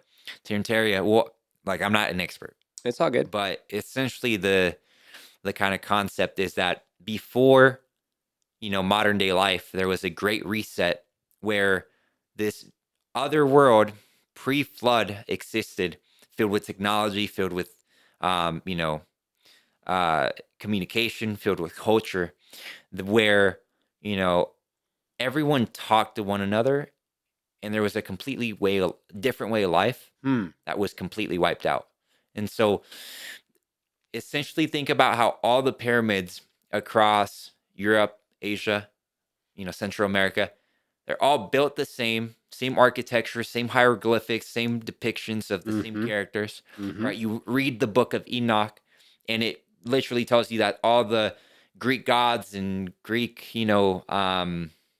Roman gods, it literally tells you that it's fallen angels that were wanting to control people, Hmm. right? Then, it kind of opens you up to the idea that what if there were fallen angels that were teaching all these tools and technologies and Mm-hmm. sciences to humans, right? Then there was a huge, massive flood or cataclysmic event that reset everything. And the survivors of that became basically Adam and Eve who repopulated the earth. Mm. It matches with Atlantis, it Mm. matches with so many other religions and cultures. Like, why couldn't it be real? That is very, very, very interesting. Um, yeah, that's where it's like there's a lot to unpack there, but what comes up for me is that there's like the talk of the new earth. And for the enlightened ones, the teaching states that for the enlightened ones that are more self-aware and have worked on and maybe even achieved self-mastery have the ability to achieve this new earth consciousness called a dimension. I don't know, what have you. And then those that are kind of stuck in maybe a way of being because they're so maybe indoctrinated or they think one way and it's a mass consciousness of thinking from a way that is going to not be good for the civilization of the human species. Mhm. I could see and imagine a mass reset and that a certain set of beings would stay from the perspective of, I don't know if you want to call it an agenda. One thing that I will say that comes up for me is science project. There's something that comes up for me that makes me feel that like the human species is almost just a fucking project. Yeah. Do you feel that way? Yeah. Like almost like we're just being tested in all these different ways to see how resilient we are, to see what we would do with technology, to see what all this stuff would happen the way that we've now created this existence that we live now in Earth. Mhm. And I don't know, dude. I could imagine fucking there could be, there's talk about reptilians and different species out there, and who knows? Maybe we could just be a fucking project, and who knows? Maybe the Great Reset is like they're gonna keep the ones that are gonna be fall in line for the next wave of consciousness for the Earth, and the rest, unfortunately, are gonna have to be reincarnated. I don't know. It's an Have you seen the interesting movie concept. Knowing? No. Nicolas Cage. Yeah, yeah. So basically, like, um, aliens start picking up like the light childs or like Like Star Child or some star shit. childs, Yeah, yeah. yeah. And they literally just start kidnapping all these kids because in couple months the Earth's gonna completely like end. Wow. And so the story follows how Nicolas Cage's son uh, gets saved from that kidnapping by him, but Hmm. since that interaction, both of his kids start writing strange things, predicting events, Interesting. and just like being on a different level completely. Wow. And there's a story about um, this Zimbabwe school where have you heard of it? Hmm. Okay, so there's this Zimbabwe school like back in the day in the 80s where um, one day all these kids are playing Hmm. and it's a small school, so there's like no fences. You can just go into the jungle and all these kids see this orb falling into the jungle, Hmm. so they follow it and there's no supervision. All the teachers and uh guides were Hmm. at a meeting talking about school stuff, and so all these kids go and they see these beings coming out of the orb, and they see two military jets kind of trying to track them down. Hmm. And those beings, right, they have big starry eyes, Hmm. and they look at the kids and they almost communicate telepathically, basically showing them how the world is going to end, and that if they don't do anything about it, then there's like it's not like a meteor that's going to destroy us, but our own civilization and our own actions are going to kill ourselves. Yep. Implode.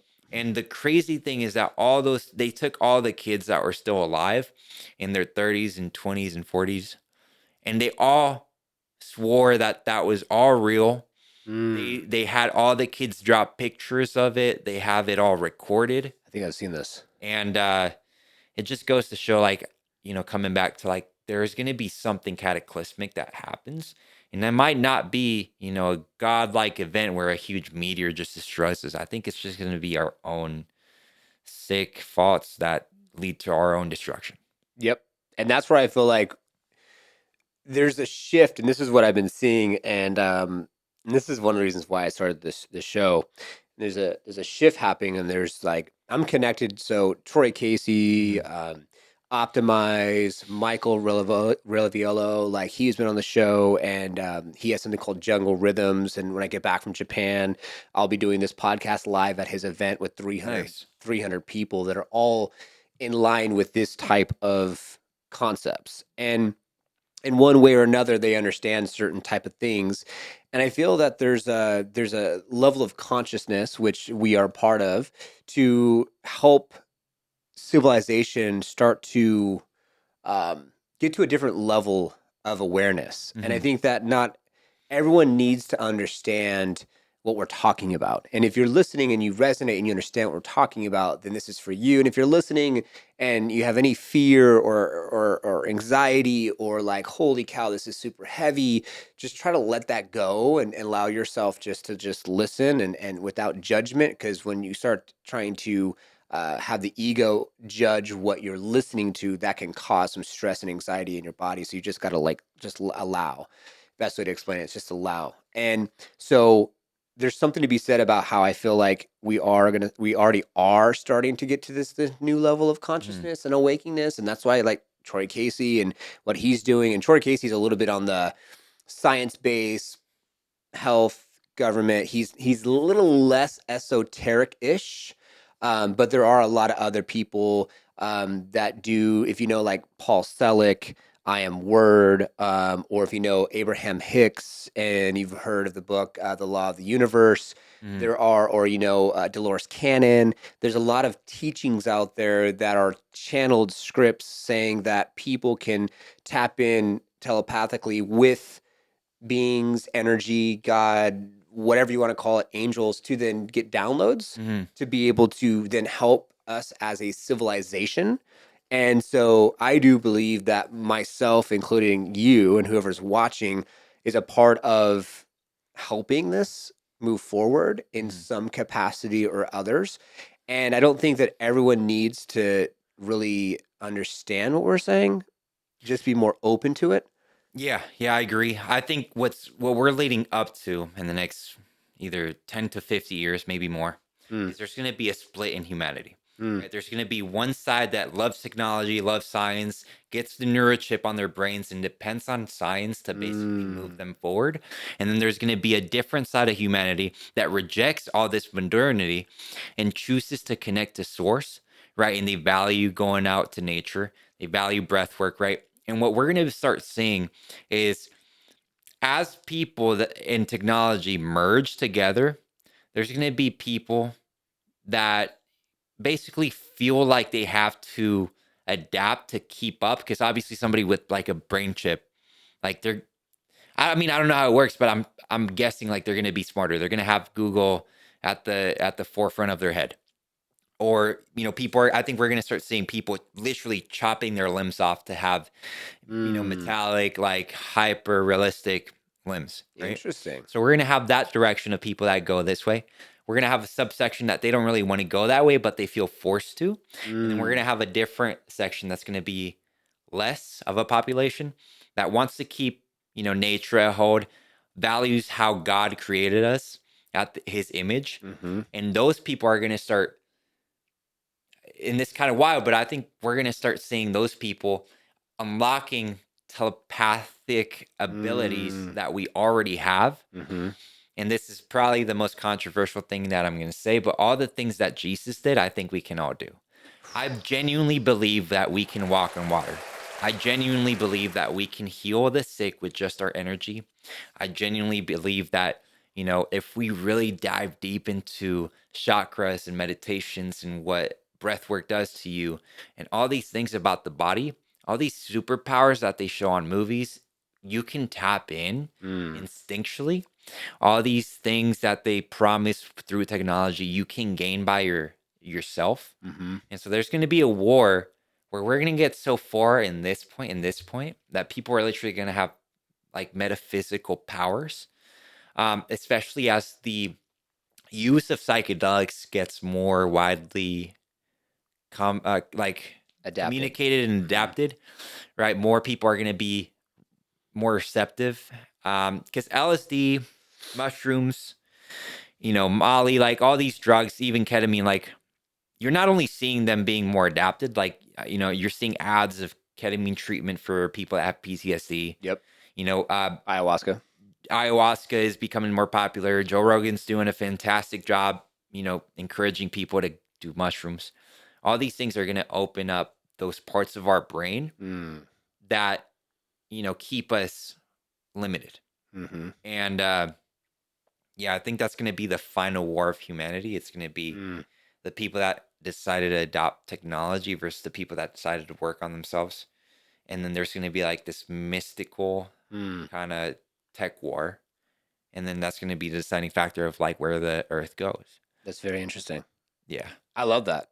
And that's why I love what we're talking about. I love this show because we can go into these kind of just cool, interesting, fun conversations and record it for y'all to be able to listen and be able to make your own thoughts around your own beliefs. And one thing that I've learned in all the books I've been reading and the teachings is that back to the fact that we are a scientific project is that this earth is one of the most rich with life forms, like hundreds of billions of life forms. And our earth is so rich with the life forms and the trees and just oceans, and what we have in this time, in this space on this earth is so rich and so abundant that what I've learned as a part of the process is to see how will humans adapt with technology, co-creating in also the sense of like our naturistic side of things to see how things will evolve and how things will go. So it's interesting. I'm curious to see what happens the next 10 to 15 years from your perspective on if there will be and if that's possible for this potential war. I would love to get your feedback. Comment below, and just to see how potentially we can co-create. I don't know. It's very interesting to see how we can co-create and where it's going to go. And I could just imagine though the people that are going to be more spiritually evolved, if you have self mastery, then it's almost like you don't really give a fuck about anything from the perspective of like a technology standpoint of them being and doing whatever they're doing type of thing. So I don't know. It's going to be very, very interesting. But I'm glad that we're opening up some of these doors on conversation Yeah. because I wasn't sure exactly what to expect. And I like to go into all of these episodes just an open mind. And it's very much in alignment with where you're at and what we're talking about. So you must have done also your research a little bit and maybe went into some of the shows and episodes and Honestly, I mean, I've seen some, like, I went through your Instagram and I went through like the social media of it, but like, I honestly wanted to go blind. wow. Really didn't like research about you I or love it. like the brand. I love Like, it. I just wanted to Yeah. get the feel of you in person. That's freaking awesome, dude. That's so cool. No, it's been super enlightening. And I will have to say that like it's perfect timing as well. I believe everything happens in divine timing. And I've been going down this rabbit hole of learning this more of a self mastery. And it's the best way to explain it is it's very deep from the perspective of it's a lot of work. And it's not work like I'm going out and digging a hole in the fields or some shit, or I'm a construction worker. That's work too. This is different. Internal work from the perspective of your mind, heart, coherence, and the body itself it's tuned to a certain frequency and a way of being. And so going through how I'm connecting my brain heart coherence and what I'm thinking about and how I'm just being as a person and how I'm showing up in the world, and then my body itself, like I've been going through I have had some headaches. I've been having some big changes happening with me just because I feel this change. I'm feeling this like, whoa. And today I was coming back from the gym and I was like, honey, I was like, I need to go. Because sometimes you want to be free and you go into this world and you're like exploring shit. And then sometimes I'm like, all right, I need to get back to reality. I'm going to a car show tonight. Like we got a podcast. I'm going to go do some interviews. I need to be around other people just to like sometimes take a break, just listen to some music and not get so enthralled in this like, man, it's a rabbit hole. You can go down this rabbit hole. You've done it, right? It goes back to the 80-20 rule, like, being so hyper like aware and like focused on what's going to happen, this and that. Like at the end of the day, we don't have nothing but the present. Yep. So like, yeah, good. Prepare for like what's going to come and prepare like AI is going to take your jobs and worry about like what's happening with like Epstein files and this and that. But at the end of the day, like, it doesn't really matter. What matters is like right here. Yep. Like it's good to just like kind of move your fingers in front of your face. Yeah. That's the only thing you can really control and like be grounded. Amen. Man, Absolutely love that. I'm right there. I'm right there with you. And I can't believe we're already freaking 2 hours in, dude. Are we? Holy crap. Freaking 2 hours in. No, I'm excited to see your journey, where you go with everything. Now, are you on social media? Do you do any of that? Yeah. Okay, where can they follow you? So I have a modeling page on Instagram called @_where Mars. Okay. That's my nickname, Mars. And then I have another one, which I'm making my business account, which I'm going to be putting in a lot of time and effort this year, which is Guala Man O. For people that don't know, Guala means money. So Money Man O, Guala Man O, GUAL. You got this. AMANO. Yeah, on Instagram. I love it, dude. No, congratulations to all of your success, and it's very enlightening to just break down barriers of all type. I think you and I and this show in general really gives a different perspective to people out there. I'm going into my 40s March 14th, and you're 20, and we have almost a 20-year gap in between us. But the fact that we come together collectively the way we are, it's almost like our souls had a contract. Yeah. And this is the part of the contract we were supposed to fulfill, and we just fulfilled it. And the mission is to serve you and to support you and to help you. And I don't care if this is like 5, 10, 15 people or 1,000,000 people. It is going to find the person or people that needs to find it. Yeah. And what was your thoughts as far as now coming in with an open mind? And maybe, you saw Certified Health Nut. Maybe that was like the only show you watched or whatever. You didn't do any research and you had no expectations. Now, what's your takeaway? That's a great question, man. Takeaway. And what do you mean by takeaway? Like a lesson that I learned or Just like in general, from the embodiment of like walking into the house, meeting my wife, then meeting with me, and then getting on the show, and the conversations that we're having. Like, if you could put it into words, like, and I know it's a lot to unpack, like we're still in it right now, like, but is there anything that? Yeah, I mean, I definitely resonate with like the alignment part. Yeah. When we were talking, like there were sections where like I wasn't sure, like, should I talk on this? But like when I did kind of just dive deep into it, there was like almost like a stimulation of my soul of like, oh man, like we're finally talking about like the juice, you know what I mean? Like we're talking about some nice like stuff that we can get into, and it's just fulfilling. And then like you as a person, like I think you're very genuine. You don't have like a huge ego to you. Like a lot of people do in this industry, especially, Scottsdale, MP, like seems like it's like ego nation out here. And so just collaboration and just like, breaking the barriers between age and race, like we can all really work together as long as we don't have preconceived judgment. Like we can really build more as a tribe than by ourselves. And that's like the key thing that a lot of people get wrong. Is like everyone wants to be a self-made millionaire. But like you can't be a self-made millionaire unless you fuck people over. That's the truth. It's like you have to work together. You have to have a team. Yep. And no, I definitely think this isn't like the end of our relationship. I think this is just a start.